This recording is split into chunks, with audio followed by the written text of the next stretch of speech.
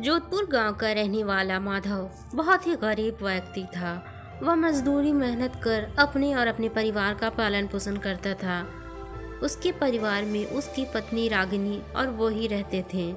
माधव एक बहुत ही गरीब व्यक्ति था। उसे जो भी काम मिलता वह हंसी खुशी से कर दिया करता था और उन पैसों से ही वह अपना घर चलाया करता था। गांव में सबसे गरीब होने के कारण गांव के बहुत से लोग माधव का बहुत मजाक भी उड़ाया करते, लेकिन माधव किसी के बात का बुरा नहीं मानता। माधव को पता था कि वह गरीब है, इसलिए सब मजाक उड़ाते थे। माधव एक बहुत ईमानदार व्यक्ति भी था। एक दिन गांव में बहुत बारिश हो रही थी। बारिश लगातार 5 दिनों से हो रही थी, रुकने का नाम ही नहीं ले रही थी। 5 दिन से बारिश होने के कारण माधव के घर में अब खाने पीने की चीजें भी खत्म हो गई थी और वह बहुत परेशान हो गया था, क्योंकि बारिश में बाहर जाए तो जाए कहाँ। इसलिए वह सोचता है, रागनी तुम परेशान मत हो, मैं अभी भैया के पास जाता हूँ और उनसे कुछ मदद मांगता हूँ। यदि वो कोई मदद कर दे तो बहुत अच्छा होगा हमारे लिए। लेकिन जी आप इतनी बारिश में जाएंगे कैसे? आप तो भीग जाएंगे, फिर कहीं तबीयत ना खराब हो जाए आपकी। हमारे पास तो छतरी भी नहीं है जो मैं आपको दे दूं। तुम मेरी चिंता मत करो, मुझे कुछ नहीं होगा। मैं अभी गया और अभी आया। इतना कहकर माधव घर से निकल जाता है। वह बारिश में भीगता हुआ ही अपने भाई के घर चला जाता है। माधव अपने भाई को आवाज़ देकर बाहर बुलाता है। भैया, मुझे पैसों की कुछ ज़रूरत है। अगर मेरी मदद हो जाती तो बहुत अच्छा होता। बारिश इतनी हो रही है कि मैं क्या बताऊं। मैं बहुत परेशान हूं, मुझे कुछ मदद कर दीजिए।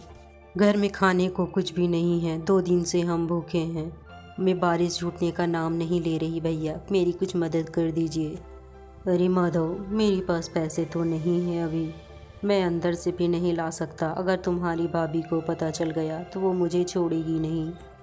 बेचारा माधव निराश होकर घर वापस लौट जाता है। माधव की पत्नी रागिनी उसे खाना निकाल कर देती है। तभी माधव उससे कहता है, अरे रागिनी, हमारे पास तो सारे अनाज खत्म हो गए थे, तो फिर ये रोटी कहाँ से आई? वो हमारे पड़ोस की रहने वाली जानकी आंटी है ना, वही रोटी लेकर आई थी तो मैंने रख लिया। बेचारे दोनों इतने भूखे थे, वे लोग सूखी रोटी ही खाकर सो जाते हैं।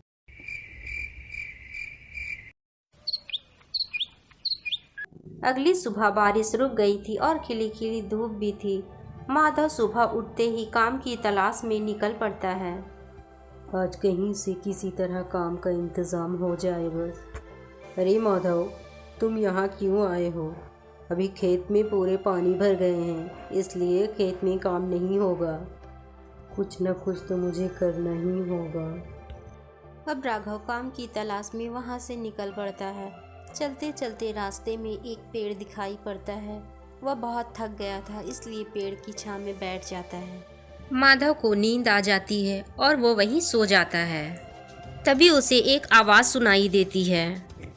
क्या बात है माधव, तुम इतने परेशान क्यों हो? उठो और मुझे अपनी परेशानी बताओ, मैं तुम्हारी सारी परेशानियां दूर कर दूंगा। माधव ये आवाज़ सुन डर कर बैठ जाता है और इधर उधर देखने लगता है। तभी वह देखता है कि पेड़ बोल रही है। ये मैं क्या देख रहा हूँ? ये पेड़ तो बोल रही है। तुम बोल सकते हो? तुम एक जादुई पेड़ हो क्या? मुझे तो यकीन नहीं हो रहा है। हाँ माधव, मैं एक जादुई पेड़ हूँ। मैं बोल सकता हूँ, लेकिन मेरी आवाज़ सब नहीं सुन सकती। तुम एक ईमानदार व्यक्ति हो, इसलिए मैं तुमसे बात कर रहा हूँ। तुम्हारी जो इच्छाएं हैं मुझे बताओ, मैं पूरा कर दूंगा। ए जादुई पेड़, मैं बहुत मुसीबत में हूँ, इसलिए मैं यहाँ आराम करने के लिए बैठ गया था। माधव अपनी सारी परेशानियां उस जादुई पेड़ को बताता है और उससे कुछ पैसे ही मांगता है। ए जादुई पेड़, मुझे कुछ काम नहीं मिल रहा है। मैं बहुत परेशान हूँ। मेरे घर में खाने की सारी चीज़ें ख़त्म हो गई हैं। मुझे कुछ पैसे दे दो, मैं उनसे अपना सामान ले आऊँगा। माधव की इतना कहते ही वहाँ ढेर सारे रुपए आ जाते हैं। माधव इन रुपयों को देखकर चौंक जाता है और कहता है, नहीं नहीं जादुई पेड़, मुझे इतने पैसे नहीं चाहिए। मुझे तो बस एक ही चाहिए। इतने सारे रुपयों का मैं क्या करूँगा? माधव, ये सारे रुपए तुम्हारे हैं, तुम ये सारे रुपए लेकर जाओ। तुम एक ईमानदार व्यक्ति हो और तुम्हारी ईमानदारी देखकर ही मैंने तुम्हें चुना है।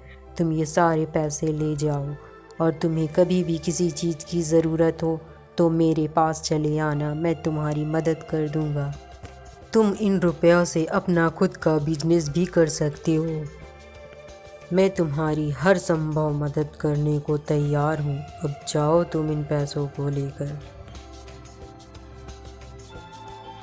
माधव घर जाकर सारी बातें अपनी पत्नी को बताता है। इतने पैसे देखकर रागिनी भी चौंक जाती है कि ये चमत्कार कैसे हो गया।